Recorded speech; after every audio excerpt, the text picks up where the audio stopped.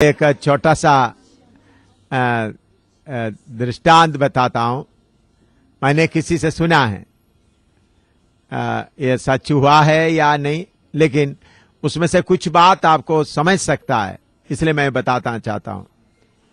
एक बार एक आदमी एक किश्ती में, एक बहुत पढ़े लिखे आदमी को किश्ती में लेकर जा रहा था नदी में। तो नदी में बहुत पढ़े लिखे आदमी को एक छोटा सा किश्ती में पार, बाढ़ के समय था, पार करने के लिए लेकर जा रहा था। तो वो पढ़े लिखे आदमी किश्ती चलाने वाले को पूछा, तू स्कूल में गया है, तो कितना तक पढ़ा है? उन्होंने बोला, देखो मैं तो गरीब आदमी, मुझे स्कूल में जाने का मौका नहीं मिला, मैं अनपढ़ हूं। तब वो पढ़े लिखे आदमी, देखो तुमने स्कूल में नहीं गया, कुछ भी नहीं पढ़ा, तुम्हारा आधा जिंदगी बर्बाद हो गया, तुम्हारा जिंदगी आधा बर्बाद हो गया। अच्छा, फिर उन्होंने पूछा, तुमको लोगों से कैसा बात करना वो बात सीखा है? कैसा बात करना, कैसा इज्जत देना है? उन्होंने बोला, मैं भी वो भी नहीं सीखा है। ठीक है, तुम्हारा आधा तो पहले बर्बाद हो गया, बाकी जो बचा उसमें से 25 और भी बर्बाद हो गए। और उन्होंने बोला, तुमको कितना भाषा मालूम है? कोई भाषा मालूम है, लिखना आता है, कोई भाषा बोलने आता है? वो बोला, देखो साहब, मुझे कोई भाषा नहीं आता, मेरा माँ का उधर से जो देशी भाषा वही थोड़ा कुछ आता है। तो तुम्हारा जिंदगी बर्बाद है सर, क्या करने का है? ऐसा चाहते तो तब पानी का बहाव थोड़ा ज्यादा हो गया, तो वो किश्ती पलट गया। किश्ती पलट गया तो वो आदमी क्या कर, उनको तैरने आता था, वो बच गया। वो पढ़े लिखा आदमी क्या कर रहा है, पानी के अंदर डूब रहा है। तो उन्होंने पूछा, क्या तुमको तैरना आता है? नींदोलॉजी सीखा है तुमने? नहीं तो क्या हो जाएगा, डूब जाएगा। वो तो पानी में डूब कर मारा। इसी मुताबिक आपको, आप लोग प्रभु की सेवा के लिए जाते वक्त तो तुमको अंग्रेजी आता है तो क्या सेवा कर सकता है? तुम पौलुस को कितना नाम है, पौलुस कहां का गया, पूरा तुमको नक्शा बना के बता सकता है। तुमको पतरस के बारे में, पतरस पहले कौन था, बाकी सब बता, आप बोलेंगे मुझे मालूम नहीं। लेकिन शैतान आते समय आप क्या करेंगे? जैसा दाऊद ने शैतान का सिंह का क्या किया, मुंह से उस मेमने को निकाला, भालू का बाल पकड़ के, केस पकड़ के उसको मारा। तो इसी मुताबिक हमको क्या चाहिए? आपको स्वर्ग का शक्ति चाहिए। तो मेरे बहनों, मैं आपसे बताता हूं, चाहे आपको ज्यादा लिखना पढ़ना नहीं आता तो वह शक्ति पाओ, शक्ति का कमी ना रहे। आपके पतियों के पीछे, पति सेवा करने के लिए जाते वक्त आप पीछे बैठकर या उनके साथ जाकर या दूर में बैठकर उधर का खिलौं को क्या करो, पूरा खिलौं को तोड़ दो। पिले को तोड़ने के लिए आपको कुछ भी सीखने का जरूरत नहीं, आत्मा का बल पाए। तो सीखना भी जरूरी है, पढ़ने के लिए भी कोशिश करना है ताकि लोगों को बताएं। इसका मतलब बिल्कुल पढ़ना नहीं, आप लोग अभी तो पढ़ने वाला, थोड़ा पढ़ने के लिए कोशिश करने वाला अभी छोड़ना नहीं, पढ़ने के लिए लिखना पढ़ना कोशिश करना है, वो जरूरी है। लेकिन इन सब बातों से बढ़कर कौन सा चाहिए आपको? आत्मा का बल, आत्मा का बल पाना। जो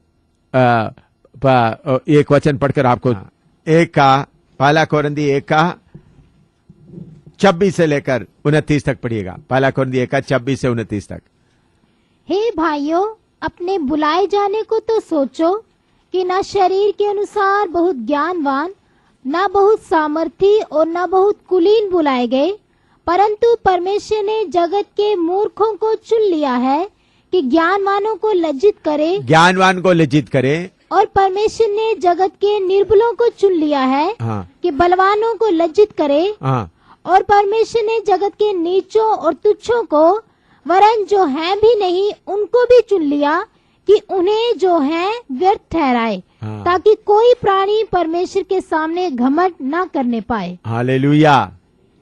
कोई प्राणी परमेश्वर के नाम सामने क्या कर, घमंड ना पाए।